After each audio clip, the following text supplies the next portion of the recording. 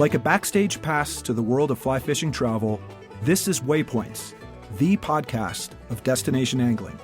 News and events, helpful travel tips, destination profiles, great stories, and expert advice from some of the most seasoned and experienced names in fishing travel.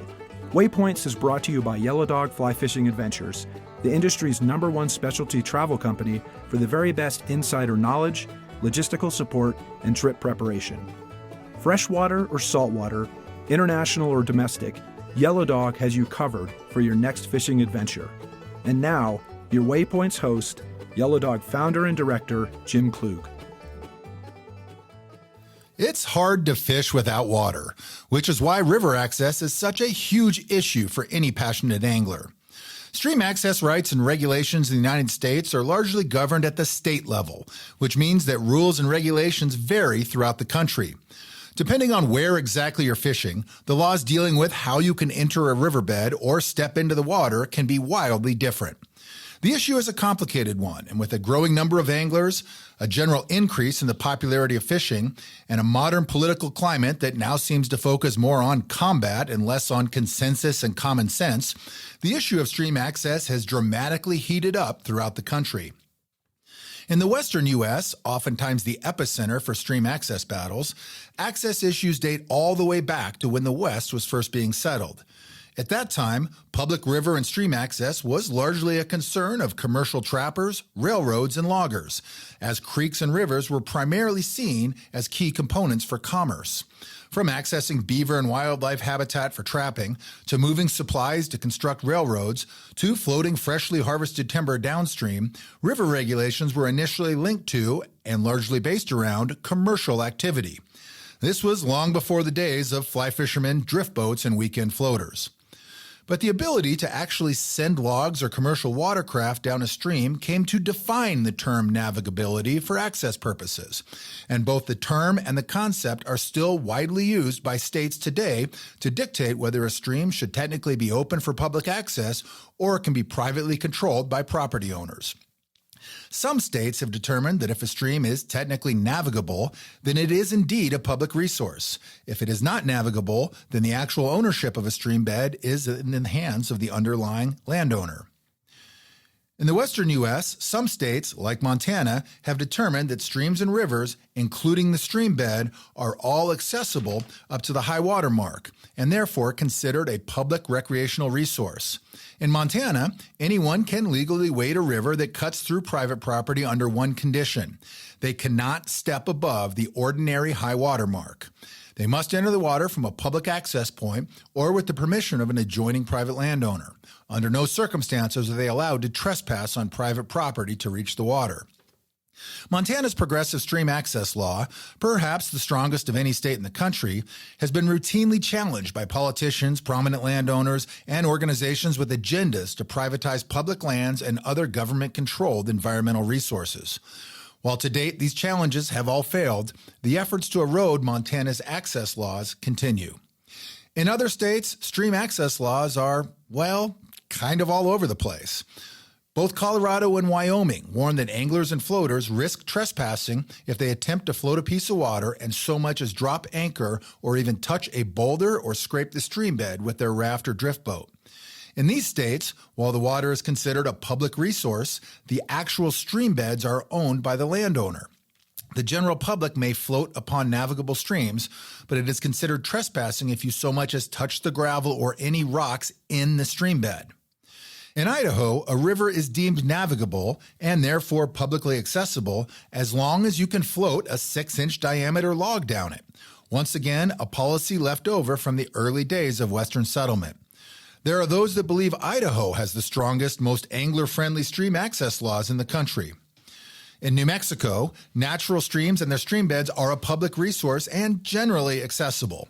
Private landowners can own the stream bed, but may not block public access. Conversely, no person is allowed to trespass on privately owned land to access a stream or river. Utah remains in stream access flux. The state's Supreme Court ruled in 2008 that the public could legally touch all stream beds regardless of stream bed ownership. That victory was short-lived, however, and in 2010, the Utah legislature essentially reversed the court's decision, passing a bill to restrict access to stream beds on private lands. And while float access is still possible on some rivers via public easement, Utah's laws do not allow for any incidental touching while floating, i.e., hitting rocks or scraping a boat over a skinny gravel bar, unless this specifically occurs during portage around a dangerous obstruction. Super confusing. And finally, in Oregon, most navigable streams are considered to be public recreational resources, accessible to anglers up to the high water mark. With streams that are deemed non-navigable, property owners can actually own the stream bed. So, to say that stream access laws are confusing is a massive understatement.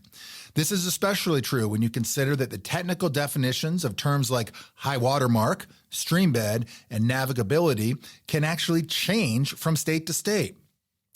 What is crystal clear, however, is the fact that the overall river and stream access issue is a contentious one.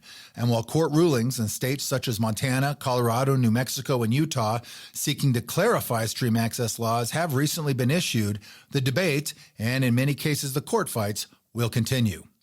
And this is only heating up as many western states continue to experience population surges that stress our natural resources.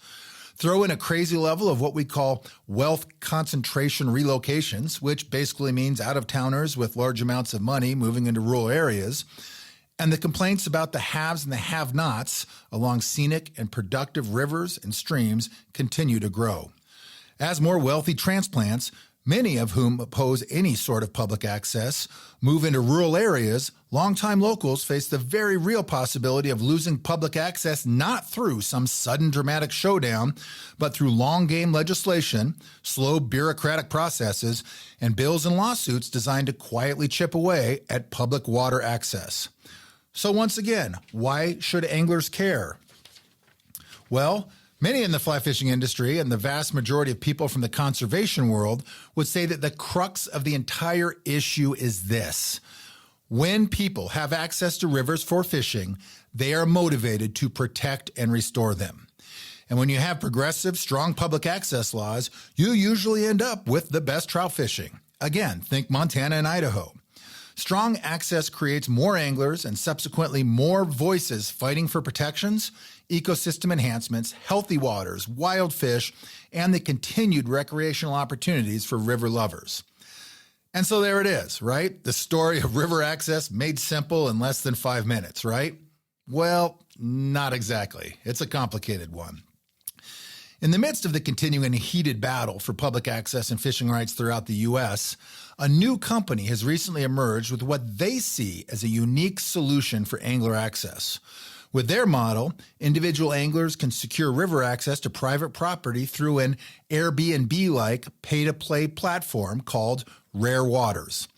The business model of Rare Waters is based on working with property owners, primarily and initially in the U.S. West, who are willing, for a fee, to grant access to anglers looking for both solitude and exclusive access.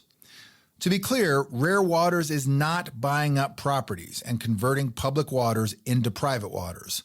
The land they focus on and feature is already privately owned. And through their model, the landowners can make some side money while anglers fish their property and oftentimes camp or stay in an existing building. Now, that said, we as an industry know that a lot of anglers have very strong opinions on public access issues as well as the pay-to-play or pay-to-access scenario. I'm joined for today's episode by R.J. Hosking and BRENDEN Stucky, two key players in the Rare Waters organization. BRENDEN is the founder of Rare Waters, a reformed corporate executive whose passion for fly fishing spawned his idea of developing a unique online marketplace for fly fishing enthusiasts. R.J. Hosking is the CEO of Rare Waters, overseeing the sales, marketing, and business development efforts for the company. Prior to joining the project, R.J. held various roles within the outdoor and experiential industries at organizations like Zamp Solar, Dometic, and with Air-BNB during the early startup days. Recently, he worked at Patagonia, where his experience included overseeing the fly fishing product line. BRENDEN and RJ, welcome to Waypoints. Thank you both for being here to talk about your company and to share your story. It's good to have you guys here in the studio. Yeah, Appreciate thank it. you. Well, we're going to talk about Rare Waters and what you guys have going on with the offerings. We're also going to be talking a little bit about the larger issues of stream access, the privatization of rivers and streams, and the future of access throughout the country, and specifically in the U.S. West. But before we get into the heavy stuff, all these complicated topics, I want to hear a little bit about you guys. I want to hear about your individual backgrounds and how you each found your way to the sport of fly fishing as well as to the business of fly fishing. Let's start with you, Brendan. Yeah, sure. Appreciate you having us. I guess my background was predominantly in, at least on the fishing side of things, was predominantly in conventional fishing and hunting out in the East Coast, in North Carolina. So a lot of white-tailed deer, a lot of pheasant hunting, a lot of bass fishing and offshore fishing. And I moved to Colorado for work 11 or 12 years ago, got a job at a medical device company, and was doing mergers and acquisitions and corporate strategy type work, which burnt me out and didn't really enjoy the people I was working with. Long story short, fly fishing became a therapeutic outlet for me. I think it's a therapeutic outlet for most people. And yeah, that's how I got into it. I was probably 7 or 8 years ago, was fishing deckers for the first time, caught a fish, and became obsessed with it. That was it. That was it. The rest is history. Yep. But then immediately started fishing 30 or 40 days a year. And long story short, I got kind of stressed out with how crowded public watersheds were becoming. And that's essentially how Rare Waters came to be. I figured that there's got to be a better way to do this. And I think a lot of anglers, they want to catch fish, but we're also chasing something bigger. I use the word serenity a lot to kind of describe fly fishing and getting away from crowds and connecting with nature. And that's hard to do with, dozens of anglers up and down the river every 20 or 30 yards. So that was how the Rare Waters idea came to be. Well, I want to drill deeper on that in just a couple minutes because I think there's a lot to talk about there. But RJ, let's hear a little bit about your background and how you kind of found your way to the business of fly fishing. Yeah, I'm originally from Bozeman, so it's kind of fun to be back here hanging out with you guys. And fishing has just been in my DNA. Did it with my dad in the early days. We moved to Northern California up near Tahoe, where I grew up, and it's just been a part of our family and what we did. And really fell in love with it. Really took a real big deep dive in right around my college years. Really got into fly fishing, started traveling a lot, pursuing fish, and ultimately ended up kind of landing a gig at Patagonia. And that was really a passion project for me. Long story short, I was there for quite a long time, 16, 17 years. And ended up kind of the latter part of my career at Patagonia running the fly fishing product line. So anything that had the Fitzroy trout was my baby. And it was really fun, incredible experience. And then got connected with Rare Waters and BRENDEN through the grapevine. I ended up leaving Patagonia right before kind of the COVID pandemic and all the craziness that happened in the world. Moved up to Bend, Oregon to be closer up into the mountains and be closer to some water. And walked through very similar to what BRENDEN went through, just going through an M&A in the overland outdoor industry, and kind of opened my eyes to a different side of business. And ultimately, with my love for fishing and just my passion for fly fishing, ended up finding my way back into the industry a couple of years ago, and got connected with BRENDEN through a venture capitalist group that was looking to invest in this small startup in the fly fishing space, and they were looking for experts in the field. And so they reached out to me, and I said, sure, I'd be happy to, give my opinion, my humble opinion on a company. And as soon as they said that they were investing in a small company called Rare Waters, I looked into it, and I was just like, oh my gosh, what is this? And why didn't I think of it? Was kind of my first initial reaction. And I just gave my expert opinion. It said, I think this thing has a lot of legs, and I think it could be something that can truly be beneficial in the industry. And I just think, it's a total industry disruptor, and I'm very intrigued. So as soon as my time in consulting was done, I ended up getting in contact with BRENDEN and just started having a conversation. It was more just out of curiosity. And then one thing led to another, met the board members and jumped on board to help on kind of the sweat equity side. And we're sitting here today, and that was about a year and a half ago. Yep. So, well, let me ask you guys this. For our listeners that have not heard of Rare Waters before, how would you kind of quickly describe the business model of Rare Waters for those that know nothing about it? What is the business? Sure. I mean, simply put, we provide day use access for fly fishing and camping experiences. So similar to Airbnb, granted, I don't really like that analogy, but it's the easiest way for people to wrap their head around how we go about providing these experiences. If you, your family, and friends want to go access a ranch for a day or a weekend or a week or shoot, even a month, we'll allow that. But if you want to go have that special experience away from crowds, get that deep connection with the outdoors, that serenity feeling, you can pay for a trespass fee, essentially, to go access this ranch and have that stretch of water to yourself. Well, it's pretty simple. And let me ask you this. We've seen previous projects and offerings that offer, quote, kind of private water access or exclusive access. We've seen all this before in different iterations, but Rare Waters is not a membership-based platform or a private club that commands an initiation fee or monthly dues. As I understand it, with your platform, anglers can pay literally by the day if they just want to go out one time with no upfront fees. They can use it, as you just said, Brendan, they can use it once or they could use it, time and time again, but there's no additional membership fees or dues that are associated with it, correct? Correct. That's correct. Yeah, just like booking a hotel room. We don't care who you are, where you come from, as long as you're a responsible land steward. You treat the land like you own it. Anybody can come fish our properties. And to be clear, you've partnered with landowners, so you guys don't necessarily own these properties, or are you buying them up and privatizing them? Rather, you're working with people that already have private property. You're partnering with them to be able to offer it. How many to date properties do you guys kind of have in the Rare Waters catalog? Yeah, so that part's super exciting because when I joined Rare Waters, we were roughly around 21, 23 properties, primarily in Colorado. And within a short period of time in the last 10 months, we're actually just shy of 60 properties right now. And we've opened up, kind of unlocked the West. We have properties in California, Oregon, Washington, Idaho, Montana, obviously Colorado, and so forth. And so it's been massive growth on the supply side of things. And what's really special about it being a two-sided marketplace, similar to the likes of Air-B&B and HipCamp and VRBO, is we have, we're essentially running two businesses at the same time, where we have this long-standing landowner partnerships. We don't own any of the properties. So just like Uber doesn't, own the deal, or VRBO, the largest hotel industry, Airbnb does, they own, 0 properties.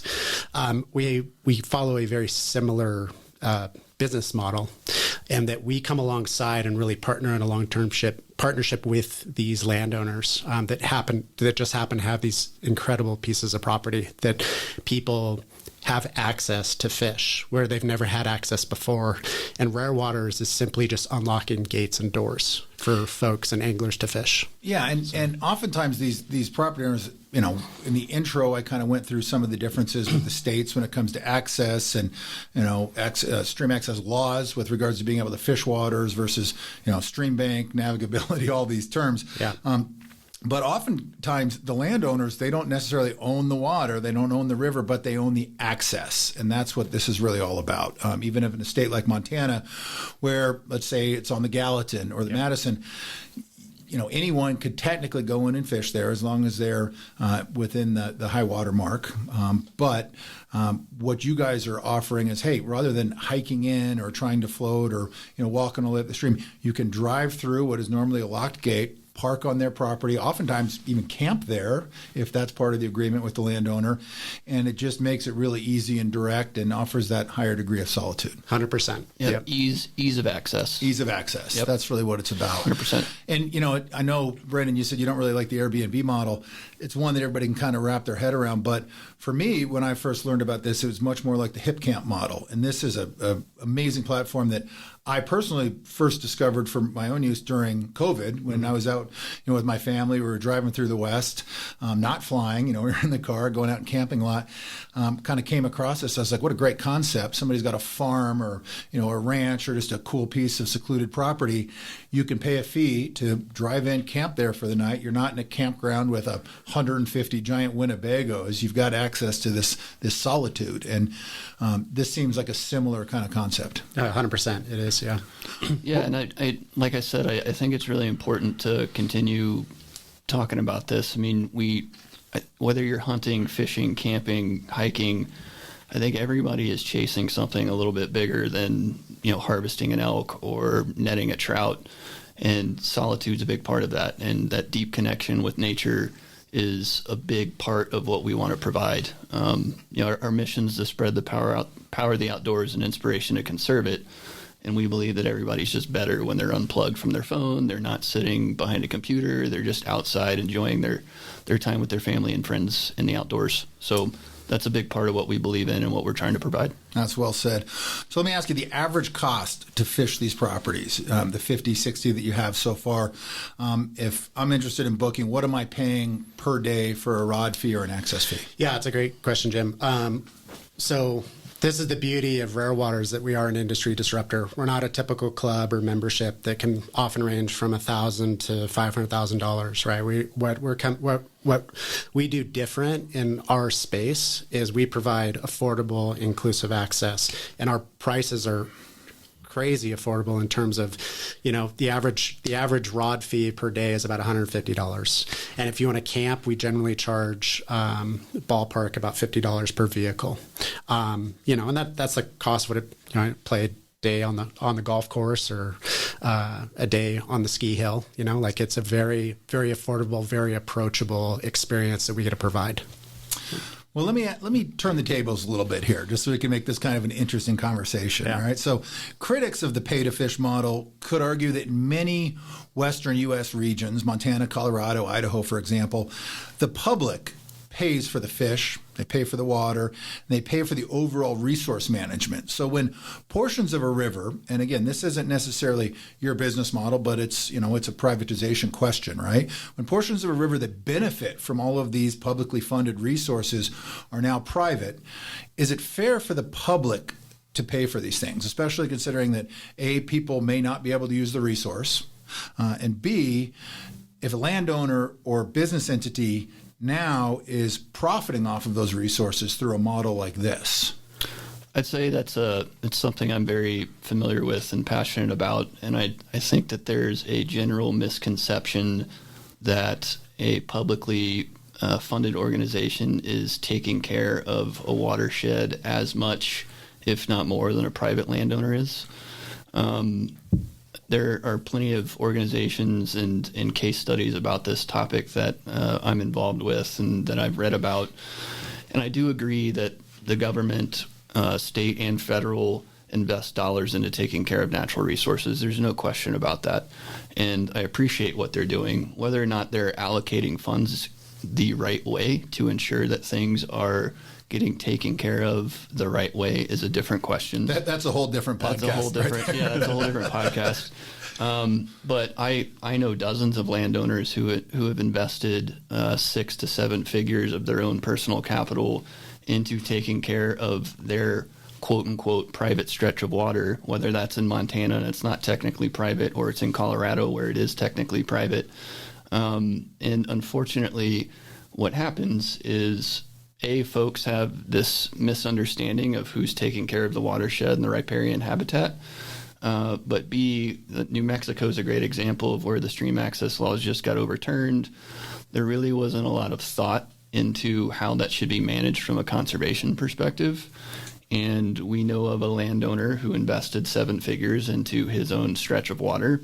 As soon as that stream access law got overturned to where anybody from the public could access his stretch of water, the fishery was completely depleted within 6 months, and it was because people were showing up with spinners and they took 20 fish home and they weren't really concerned about the conservation aspect of things.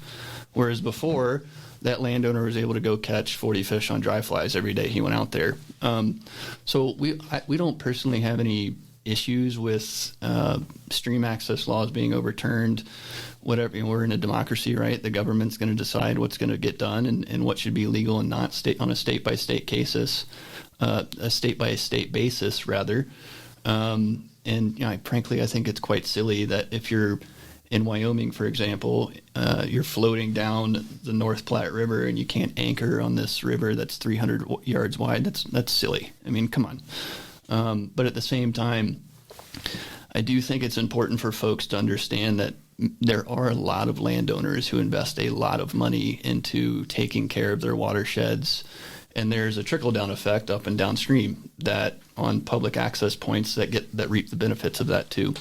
So anyway, I understand, appreciate, and respect the varying opinions on this, but I do think it's important to level set on how much money actually gets invested by private landowners into trout habitat.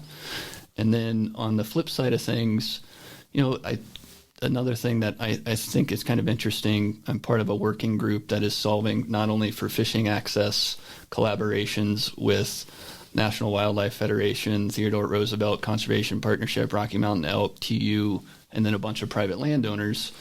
The access side of things is a very contentious debate, but a lot of the folks on the advocacy side of that, or who are supporting the public landowner types, they don't understand what it takes to run and manage a ranch. And it's not cheap, and most ranches don't make money. It's a long-term real estate play.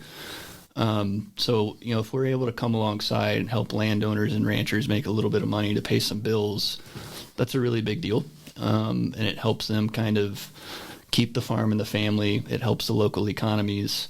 And that's something I'm pretty passionate about. I feel like I'm rambling. Is this making sense? That's what we're here for, is to have these discussions. So I think that's good. And it actually segues into another question that's very much related. And that is, today in the realm of outdoor recreation, I think it's safe to say that the enabling effect of technology, right, these days, it has created easy access to much more detailed information on where to fish, where to hunt, where to get outside. Things have become a lot easier to figure out. Nowadays, there's an app for it, whether it's Onyx or whatever. You can kind of get on there and really decipher quickly what it would take you otherwise, prior to this, years to figure out on your own, just by going out and exploring and knocking on doors and meeting people and establishing relationships. Now there's apps for all this. So the, kind of off the grid type stuff that was so protected and kind of valued by serious anglers or hunters or outdoorsmen for so many years is now kind of out there for the masses through a lot of these apps. There's little doubt that something that exists in the public realm, even if it was kind of unknown, now a lot more people know about it in a lot larger numbers. And some adverse effects of this, have caused overcrowding and I would say unsustainable pressure on sites that some would argue had previously been off the radar, right? I mean, that's kind of what we're dealing with in the West. And back to your points, Brendan, there's just a lot more people doing it, a lot more people getting out there. And it's an issue that is only going to continue to be contentious and be more of a factor really everywhere. Yeah. And I think you're spot on there, Jim. I would say one of the things that one of the solutions that Rare Waters actually brings to the table in respect to that on the conservation front is that if an angler has an opportunity to spend $150 and go fish with him and buddies or family on one of our properties, that's one less or two less or three less, four less people on that public watershed. So there is actually a conservation play that if we're enabling and allowing access for anglers to go fish some of these properties that we have on our portfolio, it actually takes a lot of less pressure off the riparian habitat and the fishery of those public watersheds. And in fact, we're both Brendan and I we're huge proponents of public water. Like, don't get us wrong, as much as we are with providing access for properties and some of these watersheds have never been accessed before. It's kind of a win-win on both sides. So not only do we, provide these amazing spaces and these super special spots to catch some amazing trout or just have a great experience, looking up at the stars and or whatever, around a campfire with your close friends and family, we're able to help in the larger picture, and working with said landowners as well that want to improve their watersheds. Like rare waters, like we're not experts in the conservation front, but we know the right people who are. Like Rare Waters this year in 2023 was actually the industry partner of the year for Trout Unlimited. So we can come alongside and help some of these landowners that want to improve their watersheds, and we're just super big proponents. It's just in our DNA. And so forth. So okay, so let me play devil's advocate one more time here. Okay, so you guys plan to grow the business. Let's say this thing gets huge, right? And it's a home run all over the West, and you've really bumped up the number of properties and the access that you're offering for people that want to pay for that. It means adding obviously more waters, more access. And if more and more landowners start to participate and potential access continues to be more difficult, whether it's the ability to go and knock on a door and go to a place that you used to go, or the gates are locked even tighter essentially, what, in your opinion, are the impacts of that? And I guess, we can get back to the fact that we all know that privatization doesn't really go in reverse, right? Once you go down that path, these landowners begin to use this model, the likelihood of more privatization, be it with adjacent landowners or more area waters, is likely to increase, wouldn't you say? Potentially, but that's a good segue into a thought I just had. A lot of these landowners, you brought up the government kind of helping fund natural resource conservation. Unfortunately, there's just so much that the government can do. They're limited with resources, they're limited with capital, and I can assure you that the landowner who lives on that particular ranch is going to take better care of that stretch of water than any government organization will, because they've lived there for sometimes generations, or they bought it and it's their special haven. But yeah, I mean, to answer your question, that could become a challenge, but it's not our mission. It's not our MO. It's not our value set. I mean, we're very value driven. We're very inclusive. We don't believe in the European model. Like I mentioned to you earlier, we think it's silly that you can't anchor in the middle of the North Platte River in Wyoming. But point is, the government doesn't do a very good job of incentivizing landowners. I'm a big upland bird hunter, and the incentives you get for letting your field grow with CRP grass are pretty pathetic, quite frankly, and they don't even cover the fuel it costs to mow the grass down. So, incentivizing landowners the right way, whether that's through a company like Rare Waters or through a government organization, is, I think, a big question that needs to be answered, and we see ourselves as a solution to the problem to allow these landowners to make some money to take care of the habitat, which again has an up and downstream impact on public access points. So I don't know if that answers your question, but that's kind of where my head goes with that. Well, the Rare Waters business model, and I know, Brendan, you said this earlier, it's like Airbnb is what allows people to wrap their head around the concept of it. You don't love it, but it's an easy way to kind of explain it. A lot of people that live in mountain towns have seen kind of the negative impacts, speaking of Airbnb specifically, and similar platforms, and what those impacts have had on their communities. Fishing-related towns such as Island Park, Idaho, West Yellowstone, Montana, areas near Glacier National Park, even right here in Bozeman, are all dealing with this kind of Airbnb question. And we've seen a lot of negative fallout from residents that results. Now, again, that's a different platform than what you guys are talking about, but kind of a similar concept with the Airbnb. I guess my question is, are you concerned that this business model might result in the same type of negative feedback when anglers, let's say, who may have had access to pieces of water, prior agreements in place, maybe they lose that knock on the door access, or now they're told they need to pay to access the same waters that maybe they've been fishing for years? Any thoughts on that?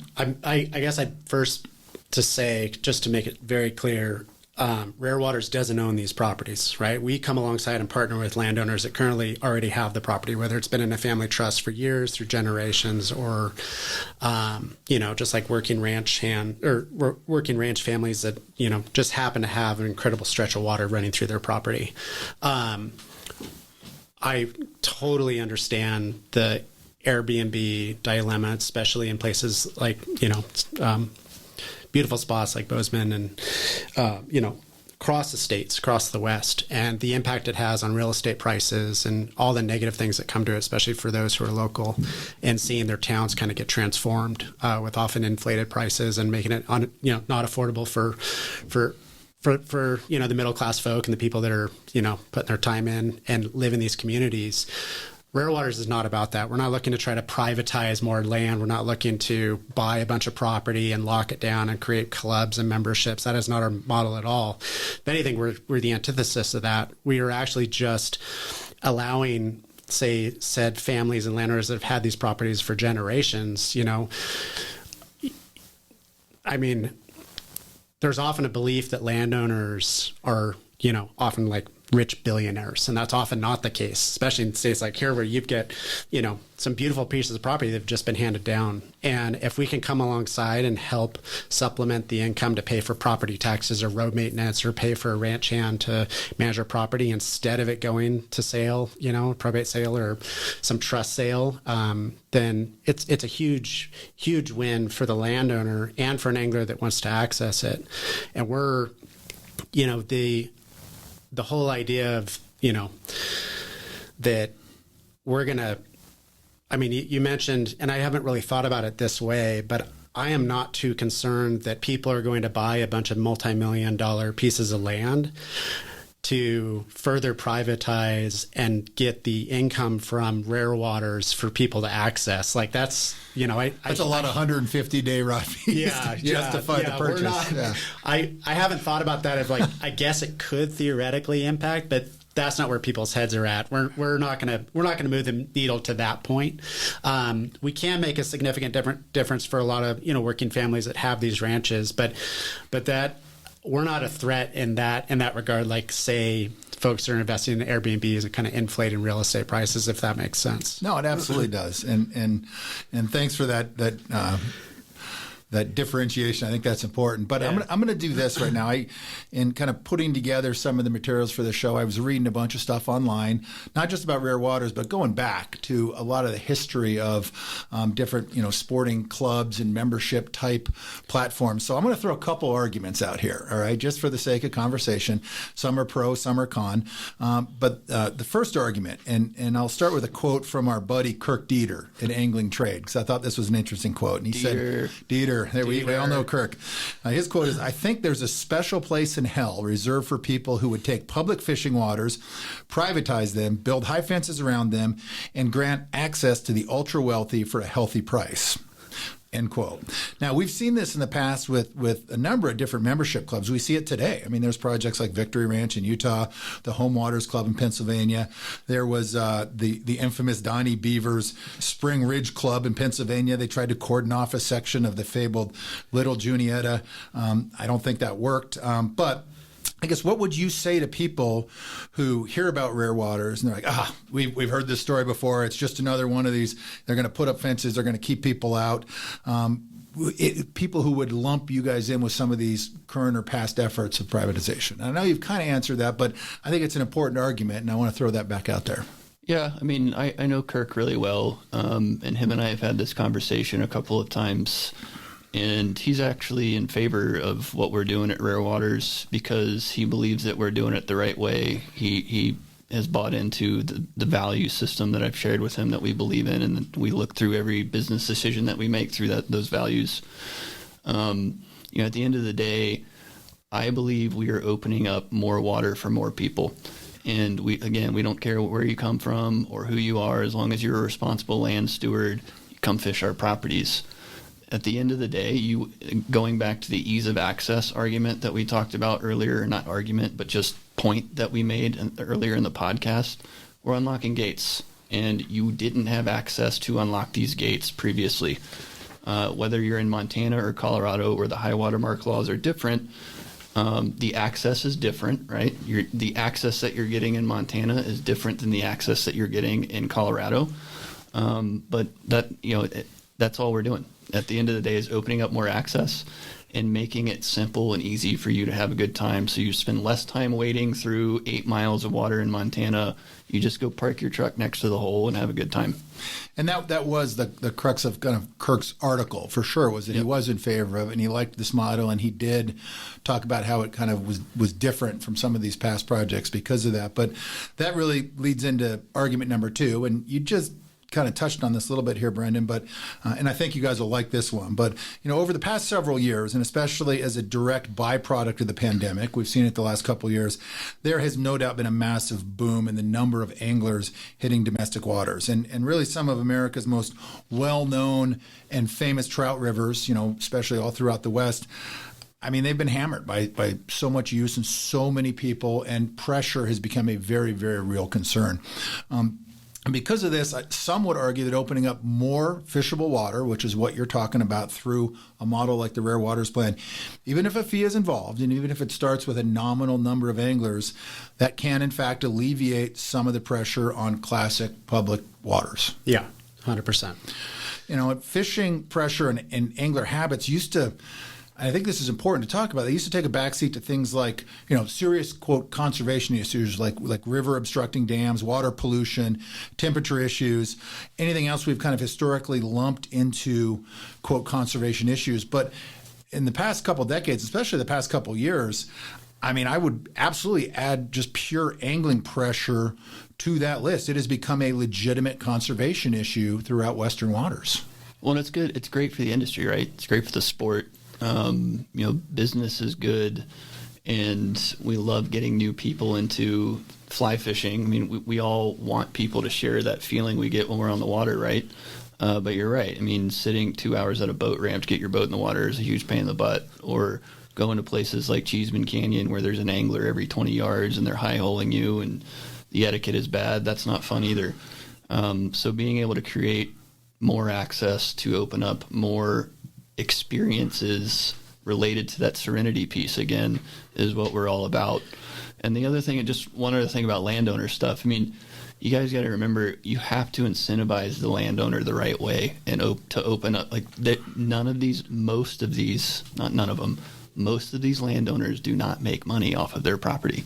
And if you look at it, what it takes, like a P&L to see what it costs to manage a ranch, you'd be shocked. Just to pay the taxes. Just to pay taxes, and just like to mow down their hay meadows and maintain their capital equipment. And again, incentivizing landowners in order for them to open up their gates and open up their doors is not something the government does very well. And it's something that we're trying to solve for. Yeah. And I would say even the impact on the riparian habitat and the fisheries themselves, right? With this huge influx of people coming, I've been in the industry for a long time, and it's a love-hate relationship, right? You want like, as a capitalist, you want to grow and see our industry thrive. And I and Brendan have just like personal conviction that we want to see mom and pop fly shops thrive, right? Brick and mortar is such a tough business to be in. We want to see our industry elevate from all brands and really celebrate the ability for us to go catch trout on a fly. Like, what an incredible thing that we can share with others. But at the same side of it, you don't want to share your secret spots and your pullouts and all that stuff. And I truly believe Rare Waters comes with a solution to help with that in a way that not only improves like an overall experience, especially for like women and children coming into the industry, or those who've never even tried fly fishing for the first time, right? What a different experience it is when you show up at a public place when you're elbow to elbow with somebody else and the trout are so keened in on your flies, and if you're not using 6 or 7x tippet, that tough way to learn. It's tough. It was like when the whole Tenkara thing came out, right? Everyone was poo-pooing it, but the reality was you got a ton of rad women and children and folks that just have never fished before into trout, right? Like, there's something to be said for it. And Rare Waters comes alongside as a solution to be like, hey, like, we are showing up differently, and we're here to support one another and bring more folks into the industry, or those that just want to get away, and really tap that serenity aspect that a lot of folks come into our space to begin with. So I think you brought up a good point in that what is good for the business of fly fishing, for the fly fishing industry, isn't always good for the experience of fly fishing if you're an angler looking for that solitude. And I think that's the thing we're really wrestling with right now. But you also need voices for the resources if you're going to hope to protect them and enhance them in the long run. And there's a gentleman here in Montana named Hal Herring, who's a known Montana author. He's a longtime champion of public access here in Montana. He actually was recently quoted in the New York Times in talking about stream access issues. And he said that if you preserve biodiversity at the cost of public access, eventually you will lose it all, because in 2 to 3 generations, people will forget why anybody cared in the first place. And so it's the thing that I think the business of fly fishing, the fly fishing industry itself, is constantly trying to weigh. How do you introduce more people to the sport? How do you make the business of fly fishing healthy? How do you create volume in the number of voices that are willing to speak up for and act out for the resources, for wild fish, for access issues, for clean water? People fight for and speak up for what they care about, and they care about what they are involved in and what they participate in. And so it is that balance, right, of you don't want so many people doing it that it completely degrades the experience of being on the water. But at the same time, you do need numbers if the resources we care about, and if conservation has any chance in the modern day theater in which we're all operating in. So it's a good call out to another Bozeman-based company, Perk. I don't know if you're familiar with Perk, but that'd be a good study for them to go check out. I'm not sophisticated enough to figure out all those numbers, but I'd be kind of curious to see how that would work in one of their analyses. But yeah, anyway. No, for sure. Well, I'll throw out the last argument, and this came from a comment section. I think it was on Kirk's article, right? So this is somebody who's like, we've heard this before, and this is, quote, "No matter how Rare Waters tries to spin it, we're adopting the UK and European model of pay-to-play fishing, and public water anglers are fed up with entities selling and shoving this feel-good nonsense down our throats. The precedence of this model being portrayed as being, quote, okay, only makes the public water access issue more challenging and more difficult down the road." I'm sure you guys read this. Thoughts and how you would respond to that? Yeah, I mean, look, we're not silly enough or naive enough to believe that we're going to cater to everybody. I mean, no business can cater to everyone. So what we know is that we believe that we're opening up more access for more people. Candidly, indirectly, that gentleman or gal is hopefully, knock on wood, going to have a better, more secluded fly fishing experience on the public watersheds that he or she may be fishing, because more people are going to come fish with us. The other thing I'd say is, we are impacting conservation. Again, we were to use Industry Partner of the Year. That's something that's front and center in everything that we do. And then lastly, I'd end with, if that person doesn't like what we're doing, that's okay. Come check us out, and I think you'll probably be pleasantly surprised with our experience that we offer. But yeah, I mean, it's hard to cater towards the entire fly fishing demographic, if you will. I'm sure you appreciate that, being a business owner. And yeah, I mean, again, I don't believe in the European model. We're not a club. We're not a membership-based organization. All we're doing is, in my humble opinion, appropriately incentivizing landowners to unlock their gate, which, again, I don't think the publicly run organizations do well at all, and then opening up more access for anglers to have a great time. And it happens to be on fantastic pieces of water. We can't guarantee incredible fishing every day, but the opportunity is definitely there. Some of our properties rival the $100,000 clubs and lodges that are well known around the world. Like, we are super proud with the properties that we vet out. It's not like we're going after and land grabbing any curious landowner that wants to say, hey, I'd love to monetize my land or my property. I'd love for you guys to come alongside. I think I have some okay fishable water. Like, we really vet the properties that we have. So the 60 or so properties, we're on target to have 100 by the end of the year. They are very well vetted out to make sure that not only is it a great fishery, but it provides an experience that you can't really put your finger on. It's just the whole package that Rare Waters provides as a product, for people to experience, is something super special that I'm really proud about. And we are disrupting the industry, and there's a lot of, arguments that you've just brought up. But at the end of the day, we are not putting up fences or tall gates by any means. What we're doing is we're actually blowing them down, and we're doing it at a very inclusive, affordable price for the average Joe or the average Jill to come along and access something that has never been touched before. Yeah, I mean, you wouldn't be able to access these properties anyway. So, it's a weird dichotomy. Honestly, it's a double-edged sword, and if you weren't going to be able to access it anyway, why are you upset about it? I understand you might want to go to the state Capitol building and overturn the legislation, but we're not doing anything illegal here. We're trying to open up more access and for more people. So, well, and I like. I went and checked out your website and looked at some of the videos on Rare Waters. You talked about how every one of these properties is vetted. You go there and experience them. The video shows a couple of your team members who actually have this job, and they look like they are doing it well. They're really enjoying their time on these waters, and they're fishing it. Yeah, because at the end of the day, we're catering to we're our best customer, right? Yeah, like we know our target customer is us, and if we're not having that incredible experience, and that, it has to check all those boxes.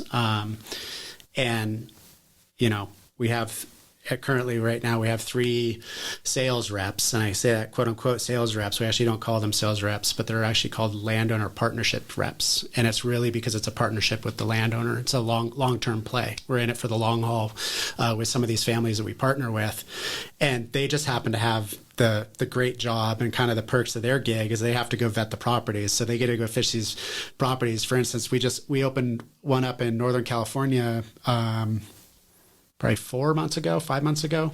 Incredible piece of water. And the last time that it was fished that the landowner knew of was Uncle Bob, or Uncle Jerry from 8 years ago.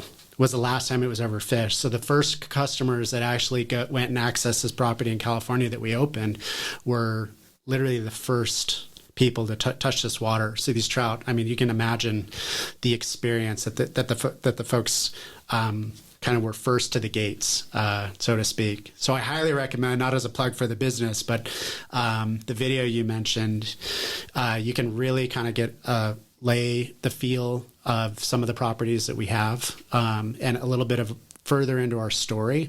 And then, you can sign up for a newsletter, and as soon as a new property that we unlock, it first gets sent to everyone on our email list, and you can have kind of first dibs if you want to go check out a property that may or may not have never been fished before or a decade ago.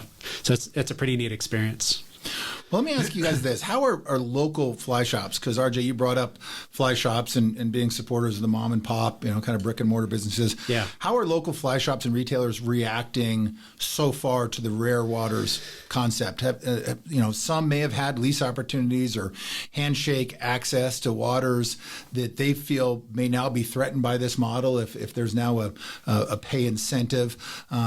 Others may support it. Any feedback or I guess actual blowback from retailers to date on this? Well, that's a great question. It's the first time ever just this year that we've really built a pretty big awareness play and really shared our story. Because me coming from the fly fish industry for over a decade, I didn't even know what Rare Waters was or who they were, because they were in just outside of the ideation phase of the business and really just starting to put stakes in the ground.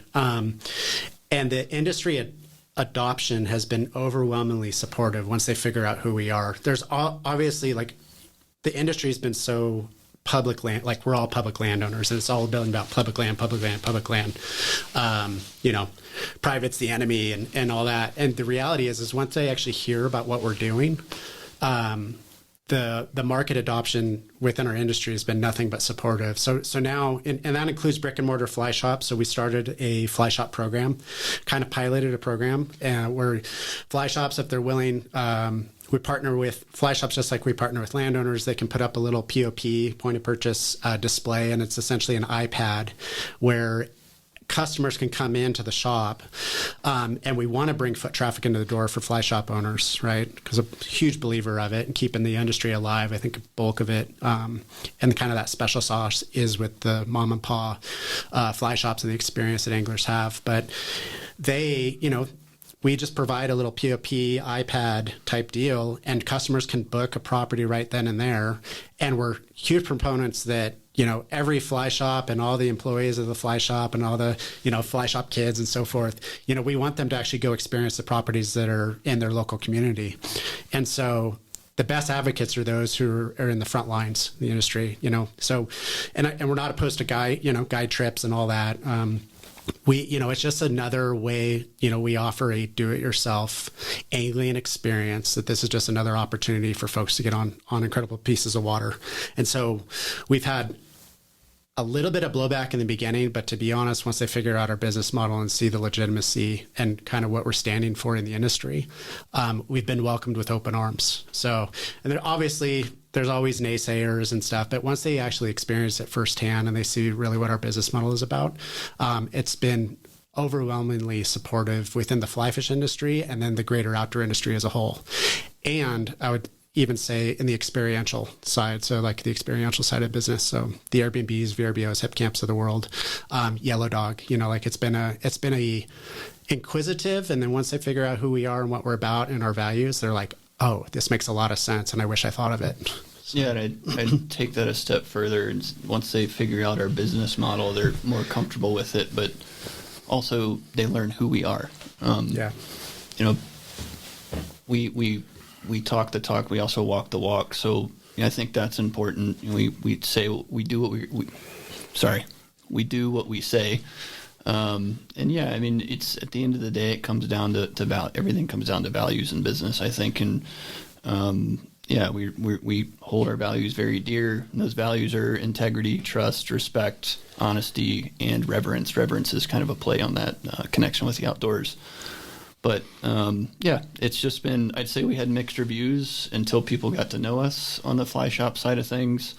And then once they got to experience what we're all about and who we are, they're buying into it. Yeah. And the larger brands in the industry, I won't name any names, but you can figure it out pretty quickly.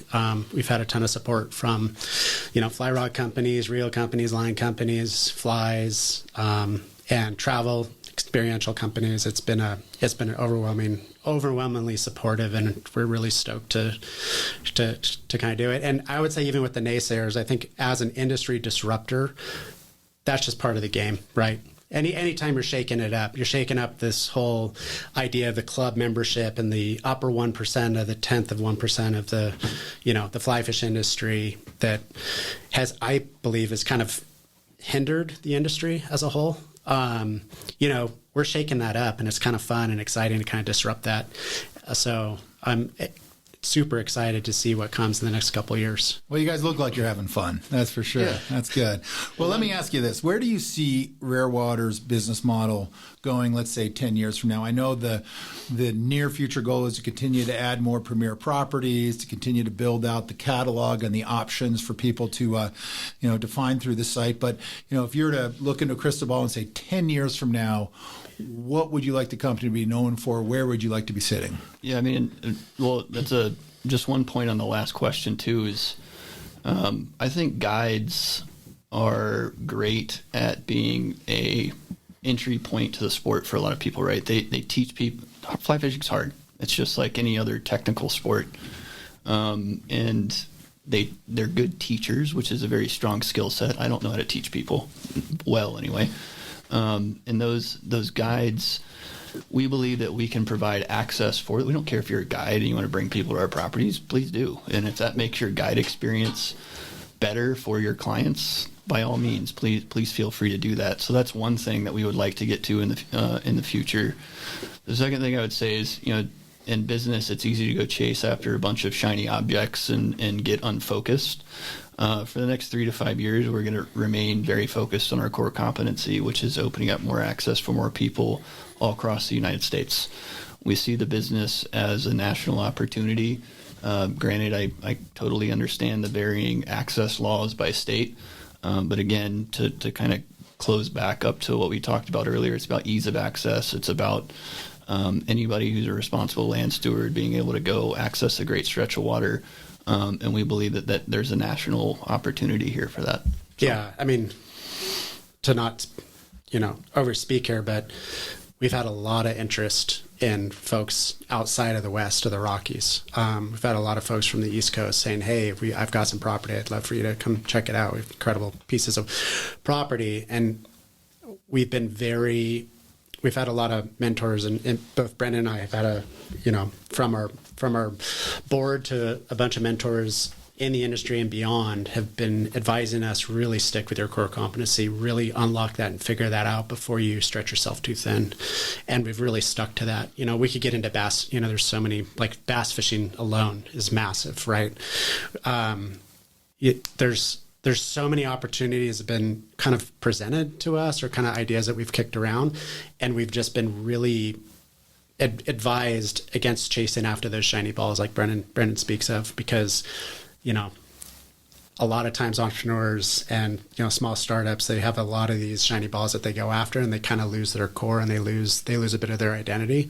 And we hold each other accountable, and the board does as well, of just being really focused on what we do well. And if we can really unlock that and build that critical mass and prove that business model, the world's our oyster, so to speak. And so we've been very, very focused in what that is. And that currently right now is a 4-hour drive from Denver, right? Has been southern Wyoming, all most of Colorado, has been really our core focus. And we have, we're targeting roughly 50 to 60 properties by the end of the year in just that zone alone, which really does build legitimacy in that area and builds a critical mass. And then once we model that out and we're really successful and really are poised to really take that to a national level, that is pretty much our goal. So we're targeting 100 properties by the end of this year. We'll have roughly 200 by the end of next year.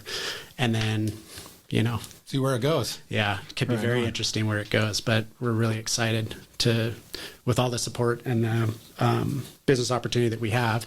And it just happens that we're just unlocking doors and we get to fish some amazing water. There you go. So we'd have a little fun along the way. Well, Jim, I'm curious, what about you? What do you think about it? Well, we started the intro to this podcast with kind of a little bit of a recap of the stream access issues, and especially as they pertain to the Western U.S. And it is a complicated issue. It's a highly politicized issue. And as you said a moment ago, RJ, this has been an industry that's really always about public access. And it's something that our industry very much needs, because that's what keeps people on the water and keeps them engaged.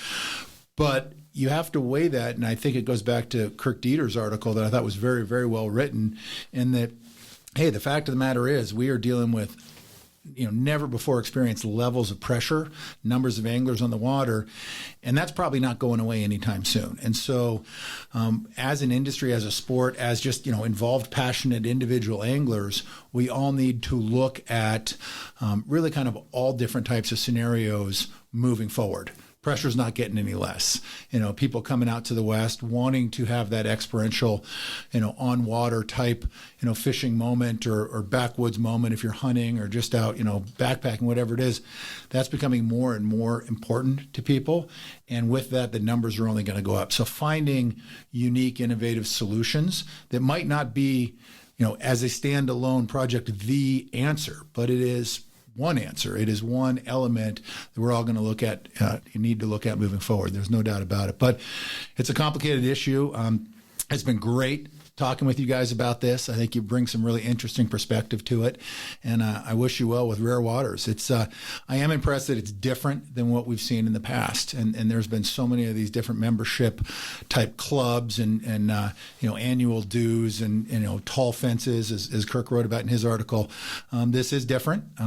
It'll be interesting to see how it continues to grow, but I wish you guys well, and I look forward to following along. No doubt about it. Appreciate it, man. Yeah. Thank you, Jim. Well, thank you guys for being here today. It's been a great conversation. And that is it for the latest episode of Waypoints, the podcast that is 100% dedicated to travel, destination angling, and the search for adventure.